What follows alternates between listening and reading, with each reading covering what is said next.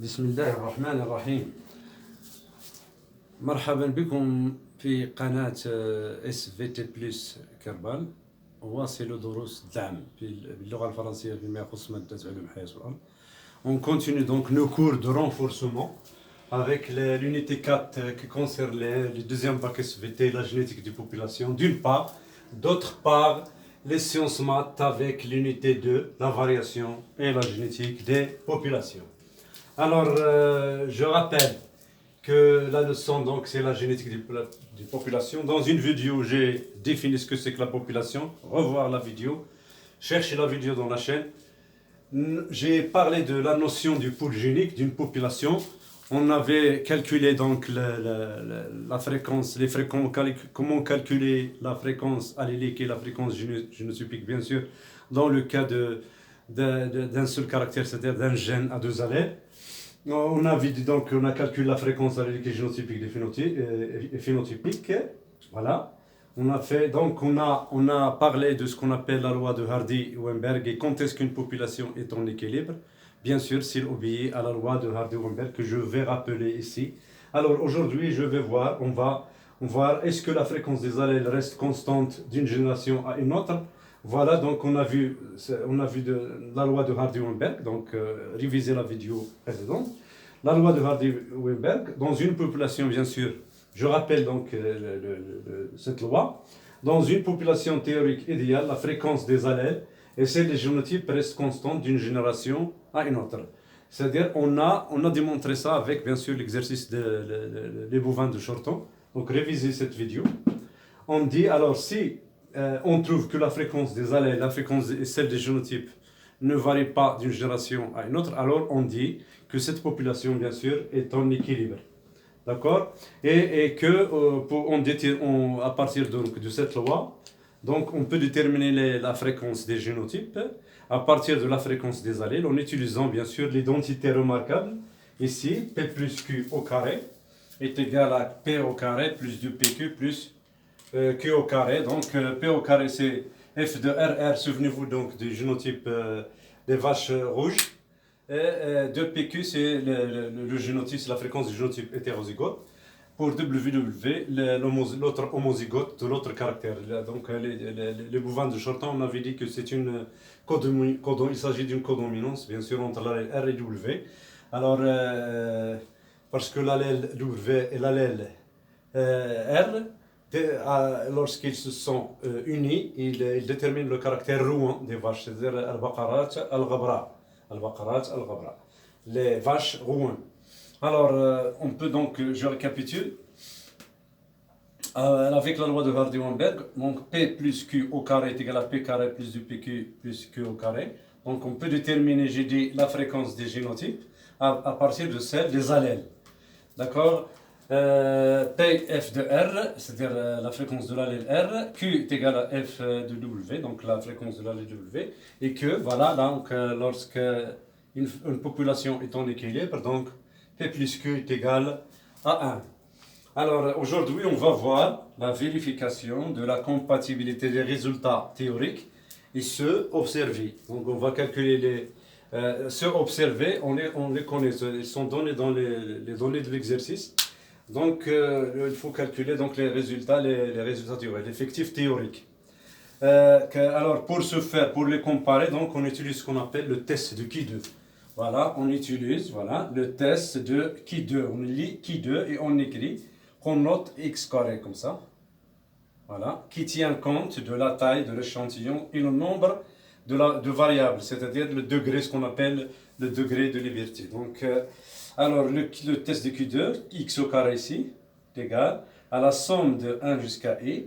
Alors, des effectifs observés, c'est-à-dire le nombre des individus observés, moins le nombre des individus théoriques qu'on va calculer au carré, hein, il faut porter tout ça au carré, sur l'effectif théorique, TI. Alors, OI, la valeur observée de la variable conforme à la classe de rang I. TI, c'est la valeur théorique de la variable conforme à la classe de rang I. Alors, les questions, le travail que vous allez faire, calculer le Qui2 pour l'échantillon de bovins de Shorton. Souvenez-vous donc de l'exercice.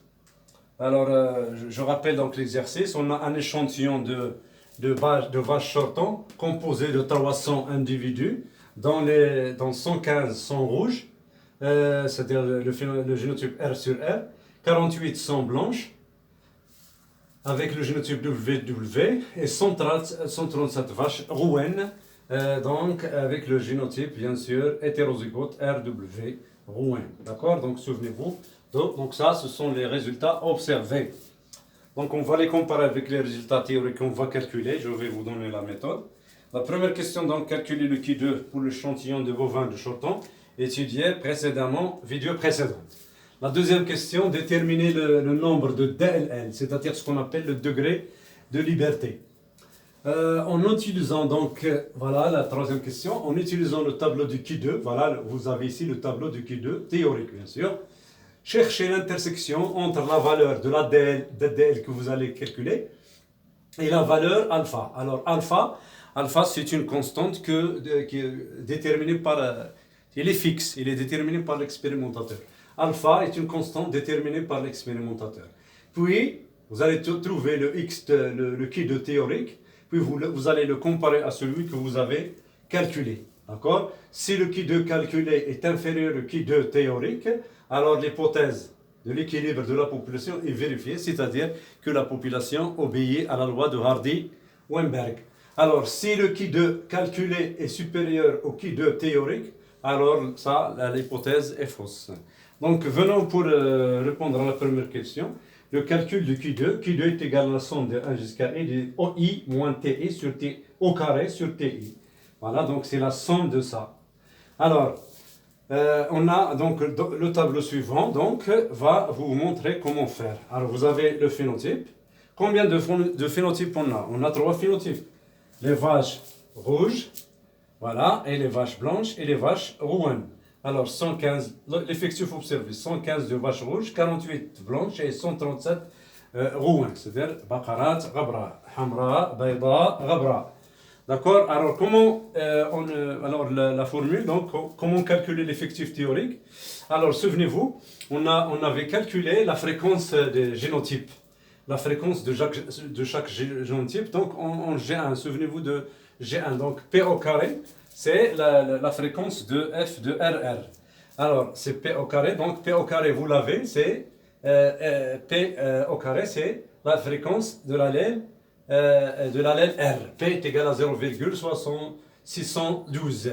La fréquence de l'allèle Q, donc 0,380. Donc, pour R sur R, vous avez donc la fréquence P au carré, donc P au carré fois N. C'est quoi N? Le nombre total de la population. Donc, comment calculer donc l'effectif théorique? Donc, pour RR, voilà. Donc, c'est F2. Donc, la fréquence de F, voilà, est égale à P au carré. Donc, le nombre d'individus, voilà, le nombre d'individus rouges, l'individu rouge, voilà, il est égal à P au carré fois N. N, elle est égale à 300 individus, bien sûr. Alors, pour l'effectif hétérozygote R sur W, la fréquence est égale à 2PQ. Voilà, 2PQ. Donc, le nombre d'individus, voilà, RW, bien sûr, Rouen, voilà, est égal à 2PQ fois N, c'est-à-dire fois 300. D'accord? Et pour la fréquence de génotype W sur W, voilà, elle est égale à Q au carré. Donc le nombre d'individus blancs, de vaches blanches, c'est Q au carré fois N. N toujours là, et là, elle est égale à 300. Donc voilà le tableau, donc j'ai résumé ça. L'effectif donc théorique, vous avez donc P au carré fois 300, ça fait 0,612 au carré fois 300, c'est 111, alors 112,5. Q au carré fois, donc pour blanc c'est ça, pour blanc donc 0,388 au carré fois 300, ça fait 45. Vous avez 45 ici, voilà 112. Pour l'hétérozygote RW, 142, donc 2PQ, ça fait 2 fois 0,612 fois 0,388, il est égal à 142. D'accord? Alors, la formule, donc il y a OI moins TI. Donc, il faut calculer cette différence. OIO moins T. Donc l'observé, c'est 115 moins le théorique 112. Vous trouverez donc cette valeur. Alors l'observé 48, 48 moins 45, vous trouvez là 2,7. Voilà, 2,5, 2,7 ici. Et 137 moins 142, ça fait moins 5,2. Et il faut porter le tout au carré. Hein? Porter le tout au carré. Donc voilà, 6,25, 7,6. Voilà. 27,04. Voilà. Alors, et vous divisez par T, par le théorique. Voilà, parce que vous avez ici T. Vous divisez par le théorique. Le théorique, c'est-à-dire 112. Donc, vous avez 112, 6,25 sur 112,5. Ici, 7,29 sur 45, sur le théorique, 45. Voilà, donc vous trouvez cette valeur. Voilà, 27,04 sur 142, le théorique, l'effectif théorique. Donc vous trouverez ça. Et la somme de tout ça, c'est le Q2. La somme de tout ça, c'est le Q2. Donc le Q2 est égal à 0,407. D'accord? Alors, pour la deuxième question, qu'est-ce qu'on a dit dans la deuxième question? La deuxième question, il faut déterminer la DDL. C'est quoi la DDL? Donc la DDL, regardez ici. La DDL, donc la DDL, voilà, comment on calcule la DDL? Hein? Voilà, la DDL, c'est ou bien ce qu'on appelle le degré de liberté. Degré de liberté. Voilà. Il est égal au nombre, voilà, comment le nombre de génotypes, moins le nombre d'allèles, moins le nombre d'allèles. Voilà. Combien de génotypes on a? 3 génotypes, RR, WW et RW. Donc, il est égal à 3. Et les allèles, c'est R et W. Donc, 2 allèles. Donc, DDL, il est égal à 3 moins 2, qui est égal à 1. Après, alors, on a trouvé donc la DDL, on va vers le tableau. Dans la troisième question, en utilisant le tableau de X2, chercher l'intersection entre la valeur de alpha. Alors, vous avez ici les valeurs de alpha. Et on a ici les DDL. 1, 2, 3, 4, 5. D'accord? Alors, l'intersection entre alpha qui est égal à 0,05 et le DDL. Le DDL, on a trouvé, c'est 1. Donc, l'intersection, ça sera donc cette ligne. Voilà, donc voilà, cette ligne est jusqu'à donc 0,005. Donc, le Q2 théorique, il est égal à quoi? Il est égal à 3,84. Donc, le Q2 calculé, on a, alors, troisième question, on a le Q2 calculé, il est égal à quoi? 0,4. Et le Q2, d'après l'intersection du degré de liberté avec la valeur alpha qui est fixe, 0,05, ça donne le Q2. Le Q2 théorique, il est égal à 3,84. Donc, le Q2 calculé, il est inférieur au Q2 théorique. D'après les données, si le Q2 calculé est inférieur au Q2 théorique, l'hypothèse de l'équilibre de la population est vérifiée. C'est-à-dire, cette population de vaches, de bovins de Shorton, est en équilibre de Hardy-Weinberg. Qu'est-ce que ça veut dire en équilibre? C'est-à-dire la fréquence des allèles et des génotypes reste constante d'une génération à une autre. J'espère que vous avez donc compris la méthode, comment comparer donc l'effectif observé et l'effectif théorique à l'aide du calcul de Q2. Donc, alpha, donc il faut chercher le degré de liberté, il faut le calculer, il est égal au nombre de génotypes moins le nombre d'allèles. Alors, vous allez vers le tableau du Q2 théorique, vous cherchez donc l'intersection avec le degré de liberté et alpha. Alpha est toujours constante, on prend toujours 5%, c'est-à-dire 0,5. Donc, l'intersection de 1 avec 0,05 donne la valeur du Q2 théorique qui est égale à 3,84.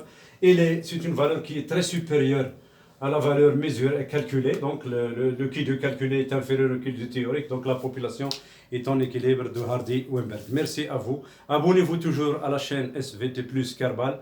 Vous n'aurez Inch'Allah que de nouveau. On va essayer que tout le monde comprenne les SVT au lycée. Merci.